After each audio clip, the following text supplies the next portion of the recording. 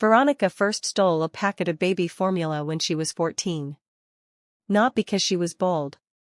Not because she wanted the rush. Not because she had some secret criminal streak waiting for a chance to wake up.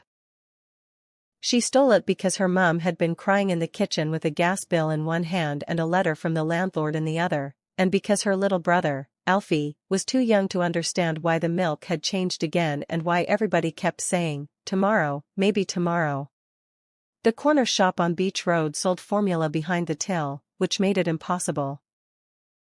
The big pharmacy near the bus station kept it on a shelf by the nappies, and Veronica had noticed weeks earlier that there was one camera with a blind spot if you stood at the end of the aisle and reached low. She had not gone in planning to steal it. She had gone in hoping there would be some miracle discount sticker or one damaged tin no one wanted. There wasn't. So she stood there with the box in her hands, heart smashing against her ribs, and made the sort of choice that changes shape later. She slid it into her school bag between her English folder and a PE top that still smelled faintly of damp trainers. Then she walked out, sure every person in the shop could hear guilt on her. Nobody stopped her. Outside, the sky looked exactly the same. Buses still hissed past. Someone across the road was arguing into a phone. A man in a high-vis jacket came out of Greg's with a sausage roll. Veronica stood with her bag on both shoulders and felt almost insulted by how ordinary the world was. When she got home, her mum didn't ask where it came from. She just looked at the box, then at Veronica, then away. That was worse than being thanked. For a while, Veronica told herself that was the only kind of stealing that counted differently. Needed things. Food, nappies, painkillers, electric meter top-ups done with change picked from coat pockets in houses she babysat in. Not good, not noble, but not the same as nicking vodka or mascara for the thrill of it. The problem was that necessity teaches you methods, and methods rarely stay in their original lane. By 15, she'd got better. Not good in the dramatic film sense. She didn't wear black hoodies and disappear into alleyways with diamonds in her pockets. It was uglier and smaller than that. Deodorant. Razors. Makeup. Cold medicine. A phone charger once. Small things that could be sold, swapped, or saved for later. Things that left enough money for actual food. She learned where security guards paid attention and where they didn't. Which supermarkets cared more about adults than school kids. Which staff members watched faces and which watched hands. She learned that confidence was often worth more than speed. If you looked embarrassed but busy, people mistook you for harmless. If you looked too cautious, they noticed you.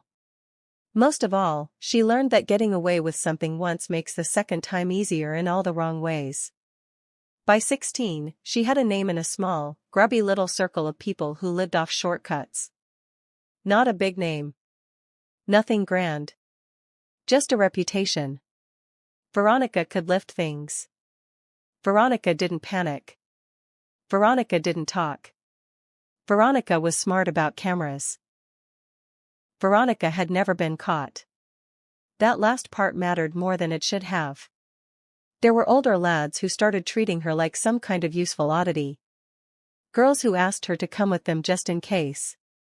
People who didn't care about her much one way or another until they realized she could walk out of Boots with 40 pounds worth of cosmetics and still have the expression of someone thinking about homework. One of those people was Heather. Heather was 17 when Veronica met her properly, all bleached hair, fake calm, and the kind of laugh that made bad ideas sound social. She was one of those girls who had already learned how to survive by making recklessness look like confidence. Funny when she wanted to be. Generous with chips and lip gloss and cigarettes that weren't hers to begin with. Cruel in tiny ways you only noticed later. Heather didn't steal because she needed to. Heather stole because needing things had turned into liking what it felt like when rules didn't apply. That difference took Veronica too long to understand. At first, Heather felt like proof that Veronica wasn't just some scared kid doing what she had to do. Around Heather, stealing became normal. Almost boring. A skill. A way of moving through the world.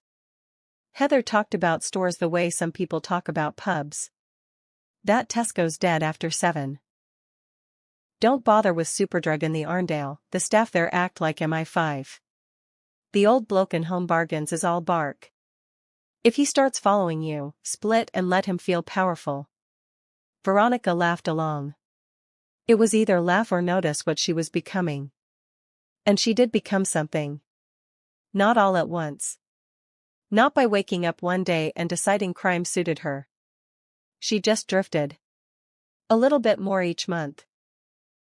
By 17 she was making choices based on what could be lifted and moved quickly. She knew people who bought stolen stuff cheap and sold it for double. She skipped college more than she attended. She lied automatically, even when the truth would have done. When her mom asked where the extra money came from, Veronica said babysitting, cash-in-hand cafe work, helping a friend with cleaning shifts. Lies like patchwork. Not one strong enough to survive being pulled. Still, she never got caught. That was its own trap. Because if the world doesn't punish you when you're young, you start building private theories about what applies to you and what doesn't. Veronica started thinking in stupid, dangerous ways. I'm careful. I'm not like the idiots who get greedy. I only do it when I have to. I could stop anytime.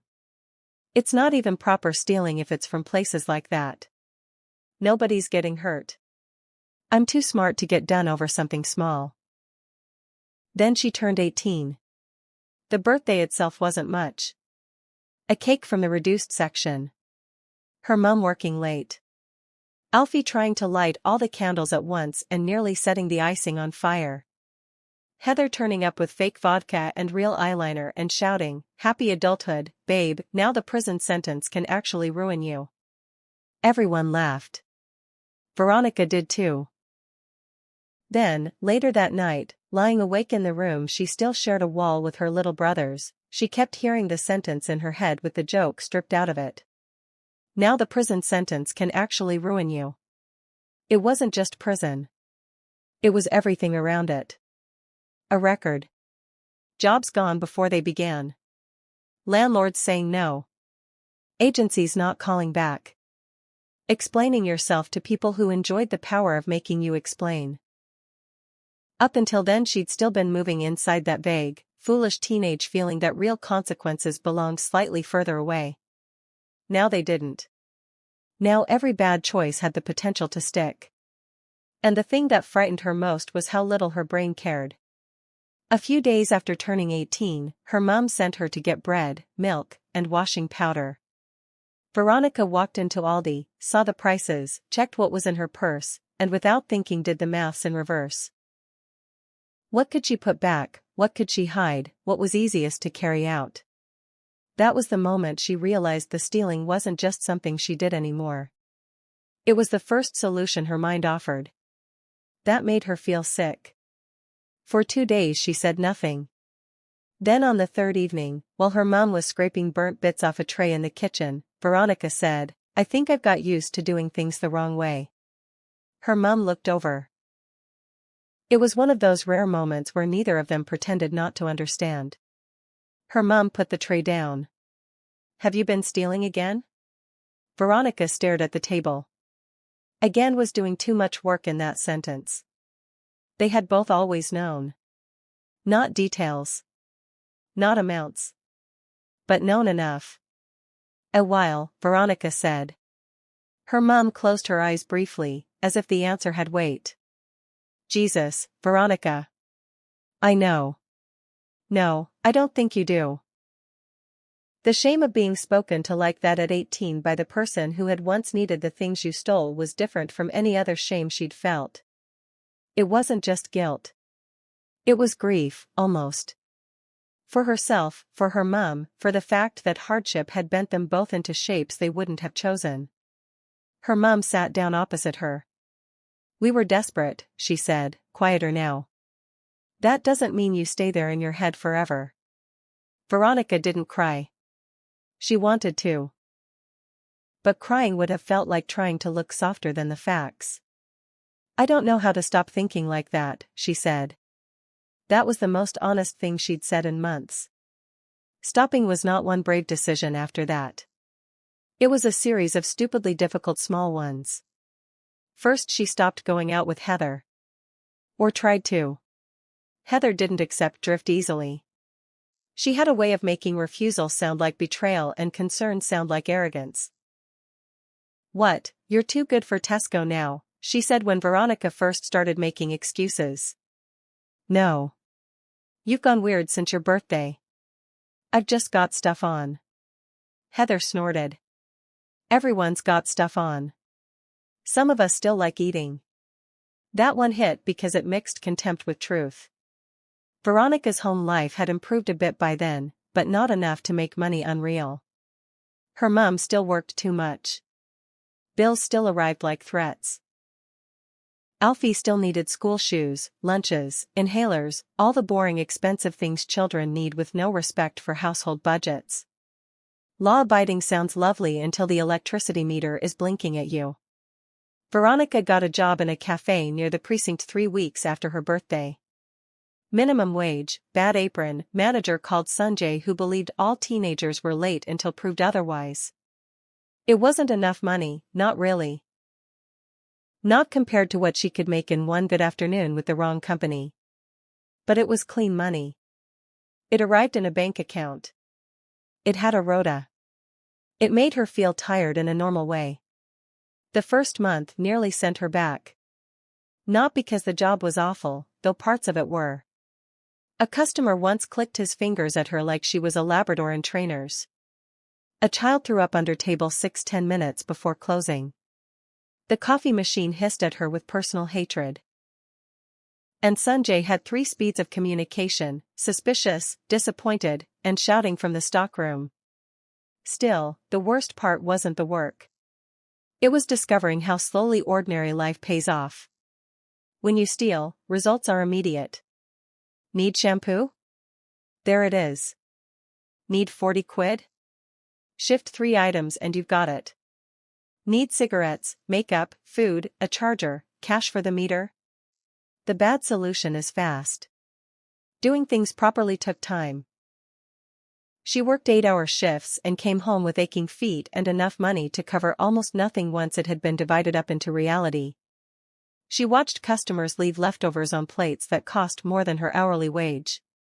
She stood at bus stops in the rain knowing that, technically, with one bad choice and a decent tote bag, she could solve 3 problems before dinner. That thought did not disappear just because she'd decided to be better. It came back constantly. At the chemist when Alfie's inhaler prescription got delayed and they needed an over-the-counter one in the meantime.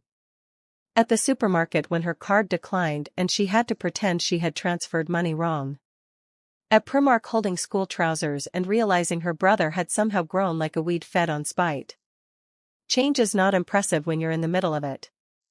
Mostly it feels like choosing the slower, duller, harder option while nobody claps.